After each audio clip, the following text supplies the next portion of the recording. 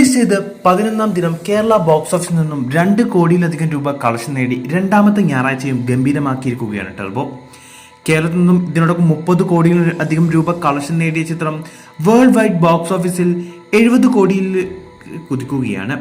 ഇതോടെ മമ്മൂട്ടി കമ്പനിയുടെ ബാനറിൽ മമ്മൂക്ക നിർമ്മിച്ച 5ാമത് ചിത്രവും ഹിറ്റ് ലിസ്റ്റിൽ കയറിയിരിക്കുകയാണ്. മെയ് 23-ന് 250-ൽ പരം തിയേറ്ററുകളിൽ കേരളത്തിൽ റിലീസ് ചെയ്ത ചിത്രം രണ്ടാം വാരം 247 തിയേറ്ററിലാണ് പ്രദർശിപ്പിക്കുന്നത്. മികച്ച ഹോൾഡിംഗ് ആണ് ചിത്രത്തിന് കേരള ബോക്സ് ഓഫീസിലുള്ളത്.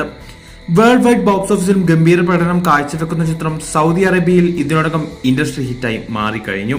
കനത്ത ഡീഗ്രേഡിങ്ങിനെയും നെഗറ്റീവ് റിവ്യൂസിനെയും അതിജീവിച്ച് turbo Kerala world wide box ഓഫീസിൽ കാഴ്ചവെക്കുന്ന പ്രകടനം അവിശ്വസനീയമാണ്. ചിത്രത്തിന്റെ വേൾഡ് വൈഡ് കളക്ഷൻ വൈകാതെ അണിയറ പ്രവർത്തകർ ഒഫീഷ്യലായി പുറത്തുവിടും. അതേസമയം തന്റെ അടുത്ത സിനിമയുടെ ഷൂട്ടിലേക്ക് കടക്കാനൊരുങ്ങുകയാണ് മെഗാസ്റ്റാർ മമ്മൂട്ടി.